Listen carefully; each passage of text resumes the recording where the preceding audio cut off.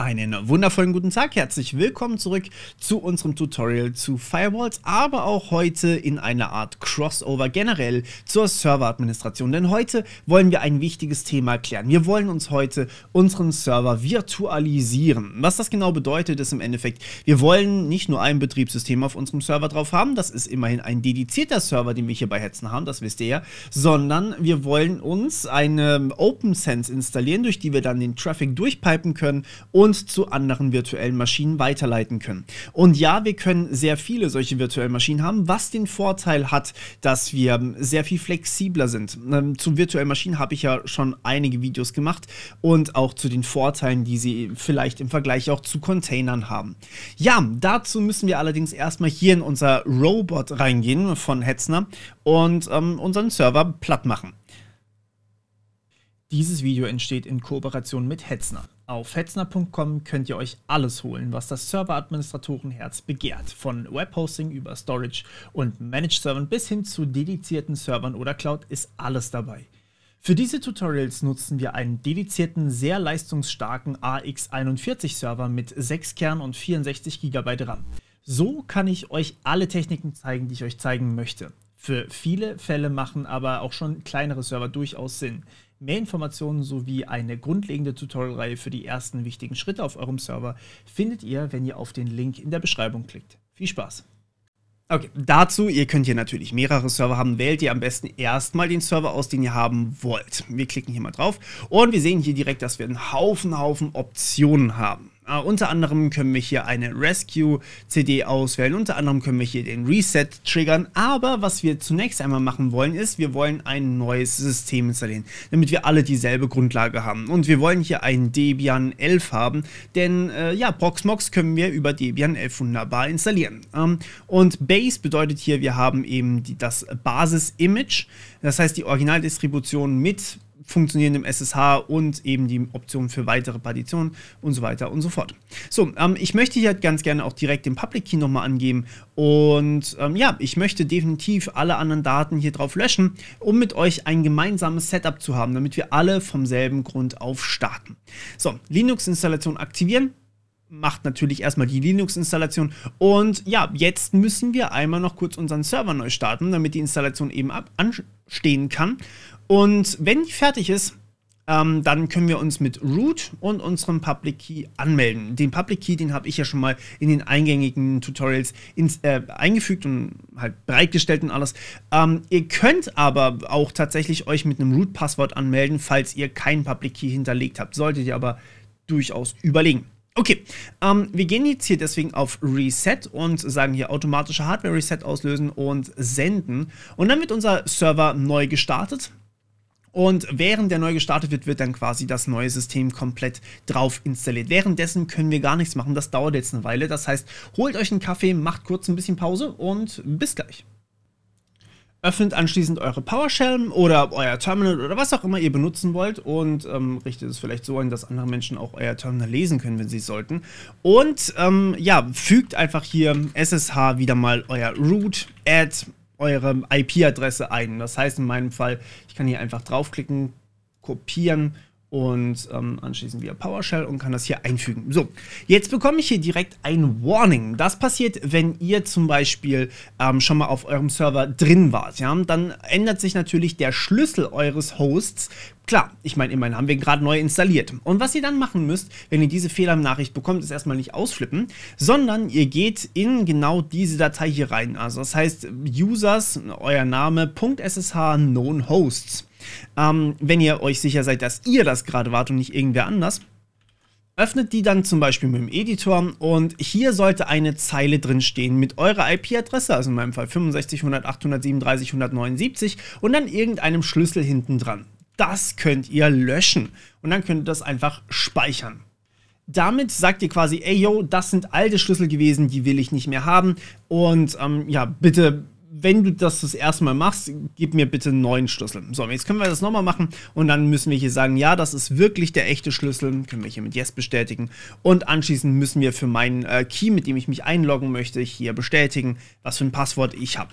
Okay, wenn ich das gemacht habe, dann bin ich eingeloggt und habe hier ein Linux Debian Bullseye Latest AMD Base 5.10.0. Das ist im Endeffekt das neueste Debian gerade und damit kann ich jetzt auch Proxmox installieren. Proxmox ist die Software, die ich am Ende als virtuelle Maschinen-Hosting-Software verwende, sozusagen, um das leicht auszudrücken.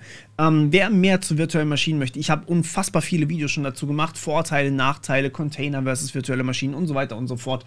Und ihr könnt euch da wirklich austoben.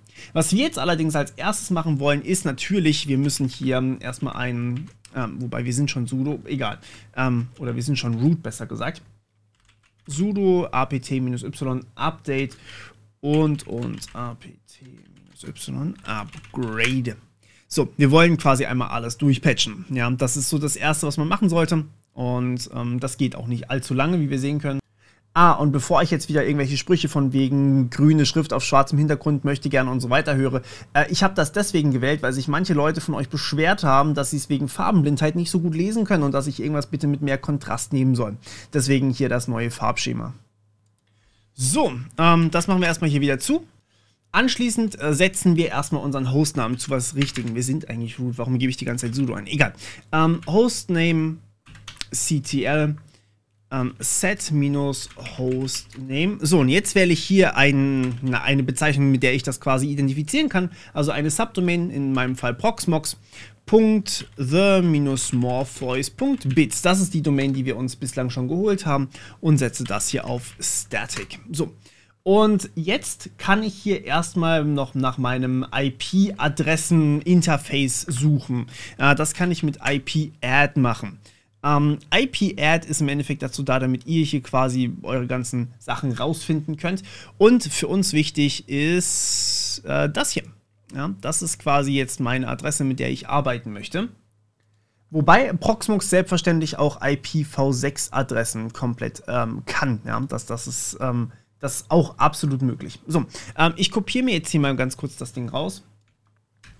Und wir gehen in die Vim etc Hosts rein. Hosts. Oh, ich habe kein Vim. Okay, das sollte ich installieren. So, ich überspringe hier gerade dieses Installieren von Vim zum Beispiel relativ schnell. Ist einfach nur apt-install Vim, ja, damit ich das machen kann, was ich vorhatte. Und wir wollten in etc Hosts reingucken. So, in Hosts steht jetzt allerdings noch nicht komplett das drin, was ich möchte.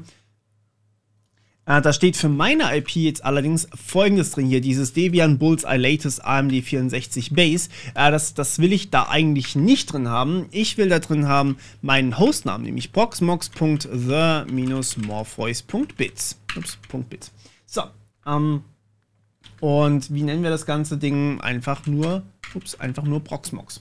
So, das ist quasi jetzt meine Bezeichnung dafür und jetzt habe ich das sozusagen erstmal hinterlegt, sodass ich auch da auflösen kann, ohne vorher einen DNS anfragen zu müssen. Das ist quasi für mich gemacht. So, können wir überprüfen mit Hostname -IP -Address und wir bekommen hier unsere IP-Adresse zurück. Das heißt die 65.100.837.179, was unsere IP-Adresse ist. Das heißt, wir haben nachgeguckt, ey, wo liegt denn unser Hostname? Gib mir mal davon die IP-Adresse und das hat es einfach aus der Hosts ausgelesen und wir haben das sozusagen bekommen. So, und das ist ziemlich cool. Und jetzt können wir anfangen, wirklich Proxmox zu installieren. Ja, haben wir bisher immer noch nicht gemacht. Ich weiß, dauert alles. Okay, also was wir zunächst mal brauchen, ist, wir brauchen von Proxmox das neueste Image. Wir müssen das sozusagen unseren Paketquellen hinzufügen. Dazu geht am besten erstmal auf Proxmox und die Package Repositories, wo ihr die ganze komplette Anleitung findet im Endeffekt. Ihr findet hier die Sources List. Ich würde euch allerdings empfehlen, die hier zu überspringen, weil es gibt auch eine kostenpflichtige Variante von Proxmox. Es gibt aber auch eben die Proxmox VE No Subscription Repository. Und ja, hier können wir quasi auch ohne Key drauf zugreifen. Und das ist das, was wir am Ende dann hinzufügen wollen. Das heißt, wir wollen diese Zeile hier will ich kopieren, auch wenn dabei steht Not Recommended for Production Use, die wollen natürlich ein bisschen Kohle machen, ne?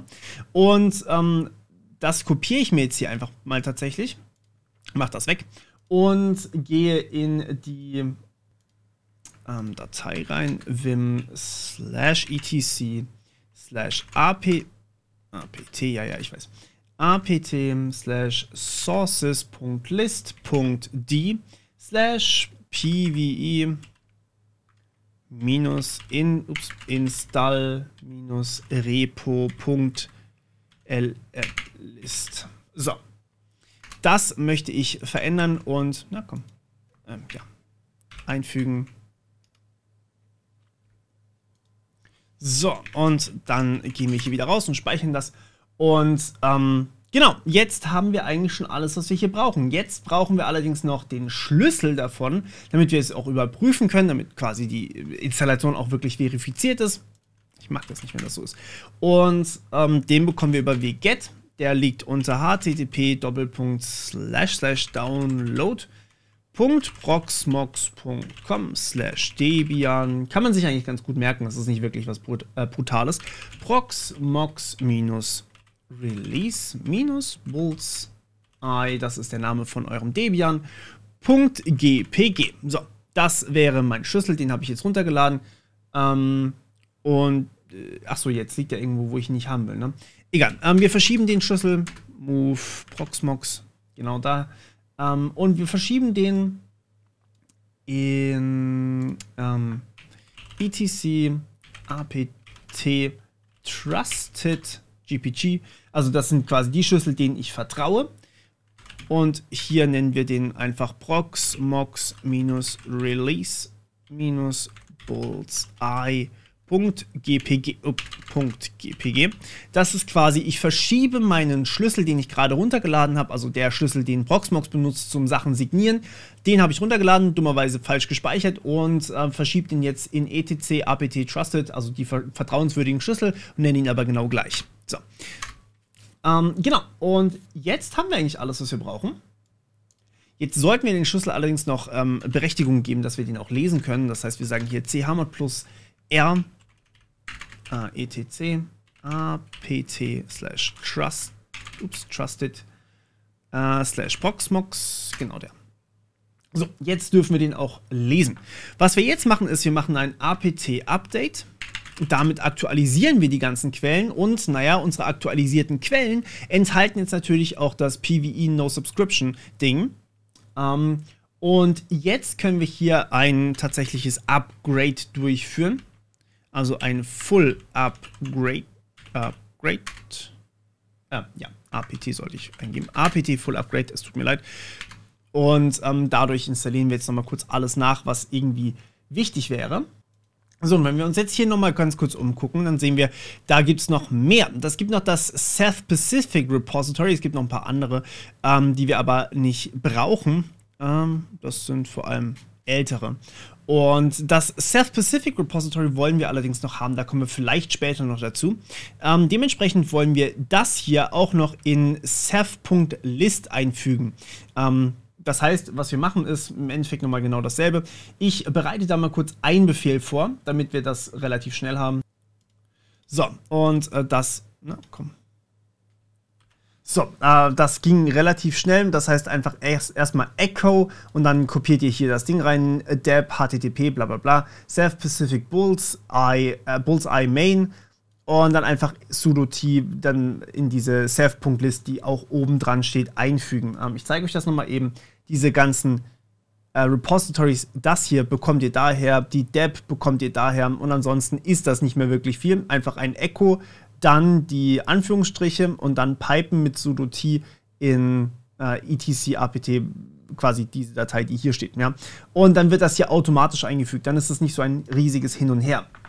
Können wir das auch relativ leicht machen. So, und jetzt machen wir hier nochmal ein apt-update und anschließend können wir Proxmox installieren, indem wir apt-install proxmox-ve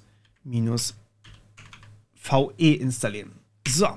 Und ja, das dauert jetzt eine Weile. Das heißt, wir brauchen erstmal 1,8 GB mehr, aber es wird auch einiges verändert auf eurem System. Es werden ja Dinge hinzugemacht, Dinge entfernt, soweit ich weiß auch. Und ich schneide das mal raus. So, ihr werdet direkt bei der Installation, das geht eigentlich relativ schnell, werdet ihr gefragt, ey, wie willst du das Ganze installieren? Wie willst du deinen Postfix, was eigentlich für Mail-Server ist, eigentlich installieren? Ich würde euch hier, also außer ihr verfügt tatsächlich über einen Mail-Server in eurem Netzwerk, wenn ihr das habt, wenn ihr einen Mail-Server in eurem Netzwerk habt, solltet ihr ein Satellite-System draus machen. Ansonsten könnt ihr hier Local-Only machen. Und das ist auch das, was ich hier tun werde. Mein System-Mail-Name sollte proxmox.-malfoys.bit sein, das ist ganz okay. Das können wir so lassen und dann geht es erstmal weiter. So, wichtig ist, dass hier am Ende nach der Installation keine Fehler aufgetreten sind und falls das der Fall ist, dann habt ihr alles richtig gemacht. In dem Fall könnt ihr jetzt hier einmal euer System neu starten, systemctl reboot und anschließend müsst ihr natürlich kurz warten, bis das System wieder gestartet ist. Dann gucken wir gleich weiter.